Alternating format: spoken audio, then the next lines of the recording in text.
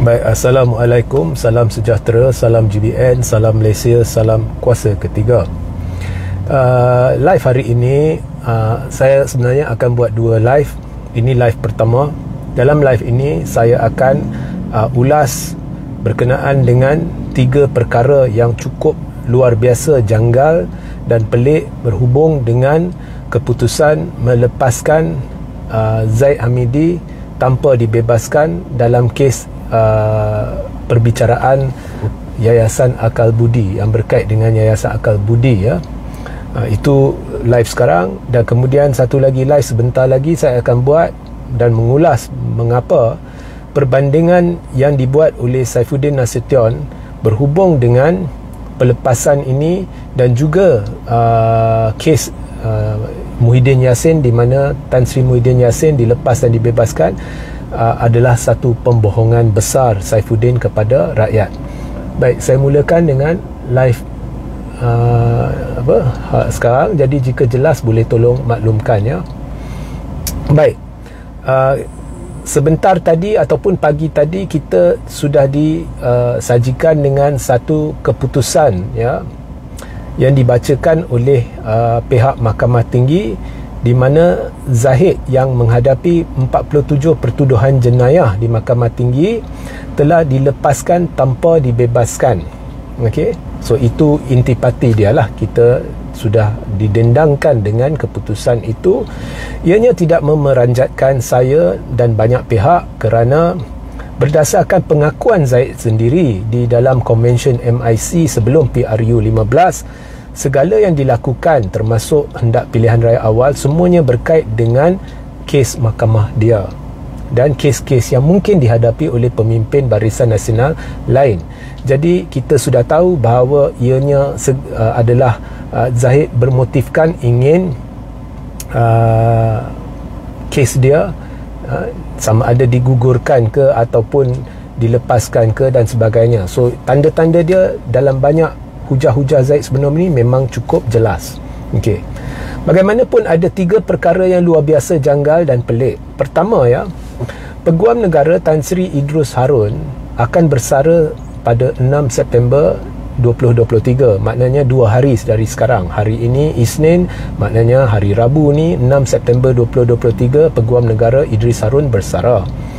Tetapi beberapa hari yang lepas telah diumumkan bahawa Tan Sri Idrus Harun selaku Peguam Negara bercuti bermula 1 September. Maknanya sekarang Tan Sri Idrus Harun sedang bercuti dan cuti itu sudah dimulakan pada 1 September.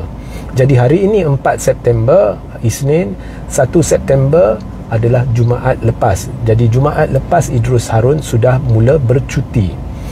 Dan hari ini diputuskan bahawa Zahid dilepas tanpa dibebas. Now, ini sebenarnya walaupun keputusan mahkamah, tetapi bahagian mahkamah lebih kepada akademik. Memang mahkamah kena lepaskan tanpa dibebaskan, bukan soal mahkamah hendak, ya, bukan soal mahkamah hendak. Ini lebih kepada secara automatik kerana ini adalah keperluan yang ditampilkan kepada mahkamah oleh Jabatan Peguam Negara, ya. Jadi Peguam Negara dia memang ada kuasa dan ini sudah pun dinyatakan oleh hakim.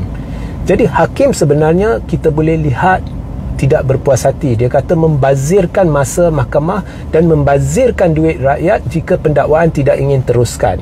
Jadi tapi mahkamah terpaksa putuskan kerana ini kuasa Peguam Negara. Jadi ini dari sudut prinsip dia, ia sebenarnya bukannya keputusan mahkamah. Keputusan asas adalah keputusan Peguam Negara dan ianya disampaikan menerusi Jabatan Peguam Negara.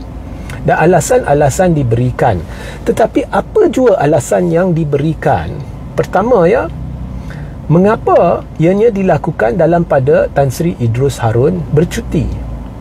Jadi adakah ini satu perkara yang direstui dan diputuskan oleh Tan Sri Idrus Harun selaku Peguam Negara, ataupun adakah ini diputuskan oleh bakal Peguam Negara yang sudah pun diumumkan, ya?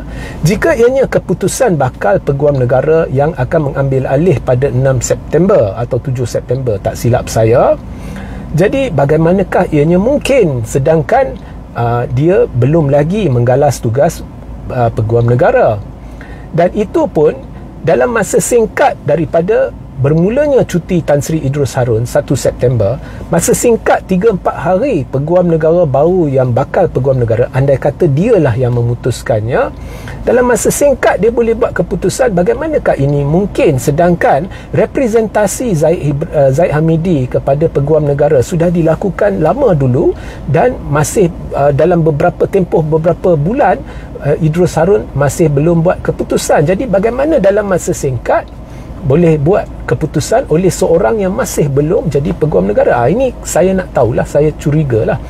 Dan seandainya ini adalah keputusan Tan Sri Idrus Harun, mengapa ianya diumumkan pada 4 September dalam pada Idris Harun bercuti? Maknanya jika ini adalah keputusan Idris Harun, ianya sudah dilakukan sebelum 1 September. Jadi mengapakah perkara ini tidak dilaksanakan sebelum 1 September? Apa signifikannya tarikh 4 September ni? So ini kepelikan dan kejanggalan pertama. Keduanya, apa jua alasan yang diberikan oleh Jabatan Peguam Negara mahupun Peguam Negara, ianya tidak masuk akal dan janggal, cukup janggal, malah luar biasa janggal dari sudut perundangan, jenayah dan kedaulatan undang-undang. Kerana walaupun Peguam Negara ada kuasa untuk gugurkan kes ataupun memutuskan bahawa tertuduh perlu dilepaskan tanpa dibebaskan, ini semua dilakukan sebelum pembelaan. Ya, mahkamah telah berikan pendakwaan satu tempoh untuk membuktikan kes mereka. Pendakwaan berdasarkan bukti-bukti yang ada, siasatan-siasatan yang ada, telah mengetengahkan kes mereka, dan kemudian dalam kes Zaid Hamidi, mahkamah putuskan bahawa pendakwaan memang ada kes, ada bukti prima facie. Jadi bila berdasarkan penghujahan yang ada, berdasarkan bukti yang ada oleh pendakwaan, yang ditampilkan oleh pendakwaan, mahkamah sudah putuskan ada kes prima facie. Maknanya ada bukti, ada jelas ada satu kesalahan di situ, ya. So mahkamah meminta Zaid Hamidi untuk membela diri.